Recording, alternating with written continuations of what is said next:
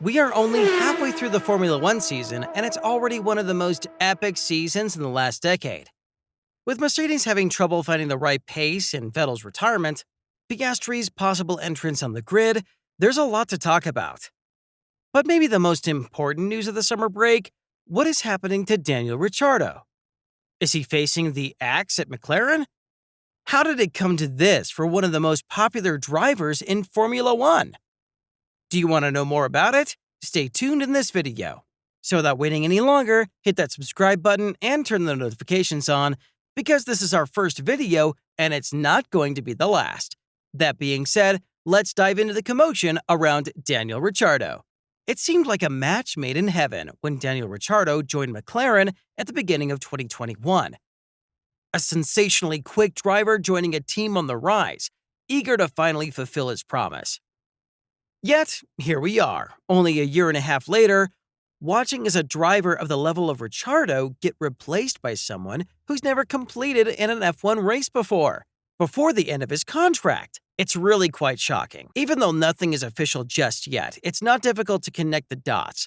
When Alpine lost Fernando Alonso to Aston Martin at the beginning of the week, it set off the silliest of silly season dramas, as the French brand announced reserve driver Oscar Piastri as his replacement, only for the current Formula 2 champion to deny it. This is wrong, and I've not signed a contract with Alpine for 2023, the youngster said of the deal. I will not be driving for Alpine next year. On the other hand, McLaren is set to end Ricciardo's 2023 F1 contract. According to reports, McLaren formally informed Ricciardo of its plan to end his contract early in order to make room for Piastri's arrival. According to reports, Piastri's initial deal with the working base team was a reserve driver position for 2023, with an option to upgrade to a regular race seat. This is dependent on an agreement being made over Ricciardo's early exit. This contract is still active until the end of 2023. The 33-year-old Australian, who recently expressed his wish to sit out his contract, will now need to be accommodated by the team. The team has the ability to end the driver's contract early, but must be ready to pay a sizable ransom in order to do so, McLaren CEO Zak Brown noted earlier in the season. It's not unthinkable that Ricciardo will then move back to Alpine and take the place that was originally intended for Piastri. Despite his difficulties both this year and previous, Daniel Ricciardo would have no trouble finding candidates. For example, 4 different teams are said to have gotten in touch with him in the last 2 weeks to inquire about his plans for the upcoming Formula One season. But what are Ricciardo's chances in 2023? In any event, Ricciardo has many possibilities with other F1 teams, according to ESPN. The Australian, who has a contract option to leave McLaren after this year, it claimed to have been contacted by 4 different teams in the previous 2 weeks. Although such talks between drivers and teams are not unusual, they do show that Ricciardo is still a sought-after driver in the top division of racing.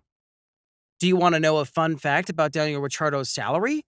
From insiders in the Formula One paddock, RacingNews365.com has learned that Ricciardo would be paid a yearly salary of $15 million at McLaren, making him the joint 4th highest-paid driver on the grid.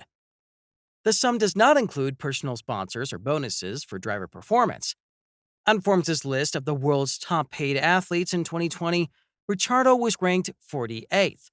With $2 million from endorsements, he made about $27 million from his wage at Renault. Let's return to the main topic. Why, compared to teammate Lando Norris, has Ricciardo struggled so hard with the McLarens over the last 2 seasons? Despite the major change in the regulations, it's important to point out that the car has not changed considerably in terms of driving behavior. Like the MCL35M, the MCL36 performs best in rapid turns and struggles to keep up at slower speeds. Despite McLaren's desire to address these weaknesses, Ricciardo once again had to deal with a vehicle that was not suited to his driving style. In an exclusive interview with Motorsport.com, Ricciardo stated, "The DNA is barely altered, but the car feels different with the new regulations.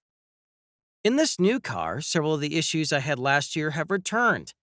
The fork's functioning is becoming increasingly clear to us. I've certainly made an effort to describe it, but to truly comprehend it, Aerodynamics, perhaps? Geometry, maybe? Do you get what I'm saying? Lando was also griping about it as we continue to learn more about it. He just accepts it. In an interview with motorsport.com, the British driver confirms that he shares his teammates' viewpoint. The car I have right now is by no means what I desire for my driving style. It doesn't fit me. It's not awful or unusual, but you must learn to live with it. I've adjusted to something I don't particularly enjoy, which is why I've done quite well this year. Despite frequently exceeding his teammates' speed, Ricciardo maintains his self-assurance. On the days when I'm 8 tenths behind, I just don't believe that's true, you know? Just take a look at the remaining grid. The number 2 driver is not even 8 tenths slower than the best driver on the grid, whoever that may be. It's a significant gap. I still have a lot to learn about the car, although difficult, will succeed. Recovery comes too late. He always believed that everything would work out, although it could be challenging to replicate his raging triumph at Monza.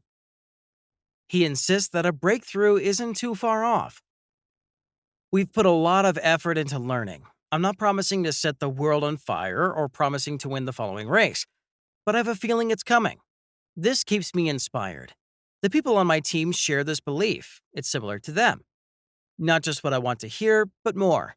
In each case, his discovery just came too late. McLaren has run out of patience with the Aussie. Things have moved much faster thanks to Oscar Piastri's unexpected availability.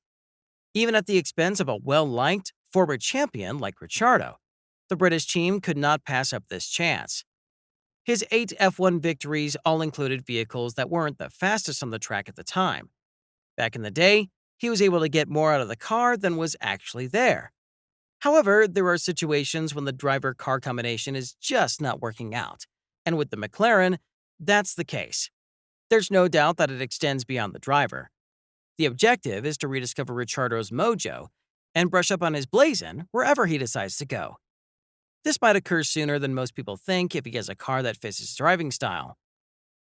A final fun fact to finish off the video.